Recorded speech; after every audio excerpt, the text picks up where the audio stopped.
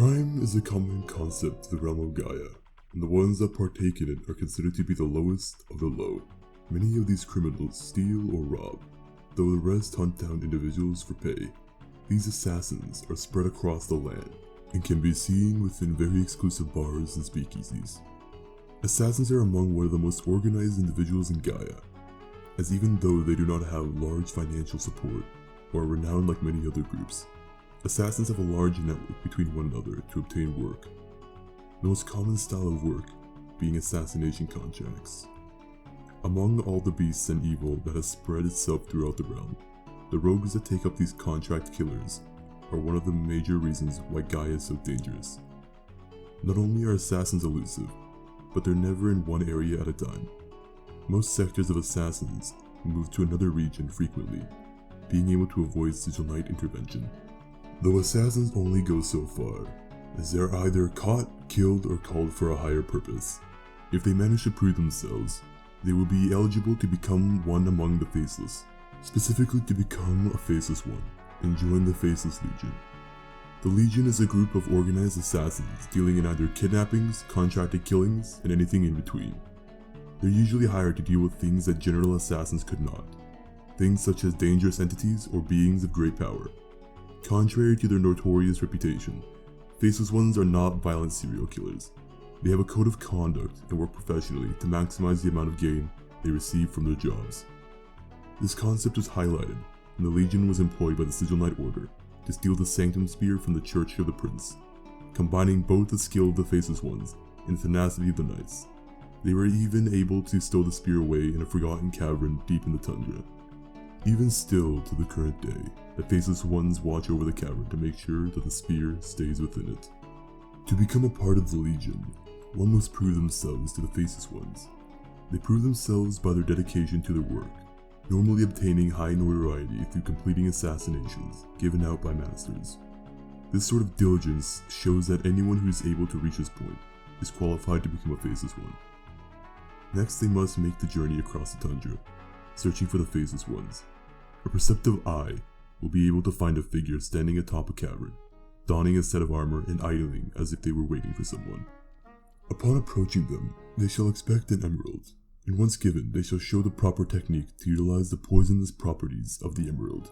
In addition, they will be taught ways to maneuver using shadows, and even chain their lethal strikes to multiple targets.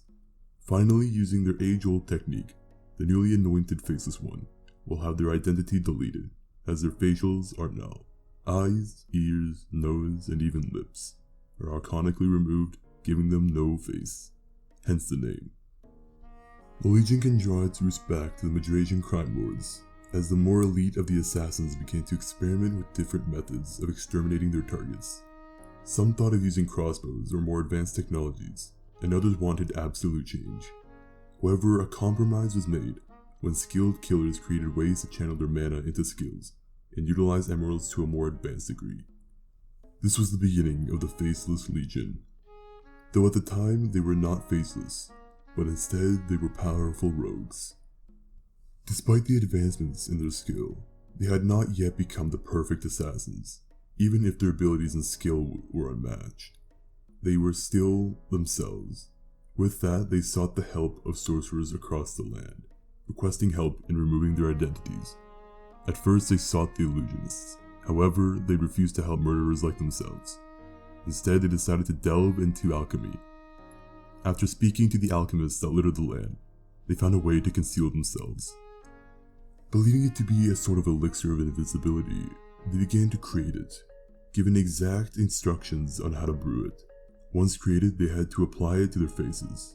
The assassins did so, and their bodies began to quiver in pain. As they scraped at their own faces, once the pain had receded, they looked upon one another, and saw that their faces had been gone, reduced to nothing. They could breathe, see, and even smell, though nothing of their faces remained. A simple slate of nothing. With them lacking a face, this of course caused much mental distraught in most of the assassins, many losing their own humanities as they eventually claim a sort of robotic personality. Though some stay themselves, yet much debate had circulated on how one would become the perfect assassin. It had been deduced that they'd have to fall into madness, though one had left, seeking a better life. She had instead left the assassin lifestyle and became a force of good, using her skills to create a different breed of rogues. Whispers still speak of her lingering in the tundra to the north. As a result of the potion's effects, these assassins were the first of the Faceless Legion. Now equipped to become the greatest of assassins, they began to induct more into their army. They reached such renown that others began to assume them to be a death cult, rather than elite mercenaries. Whether they murder in the name of the Tenebrae, or do it to make coin, the Faceless ones are among all yet none. They are none, but many.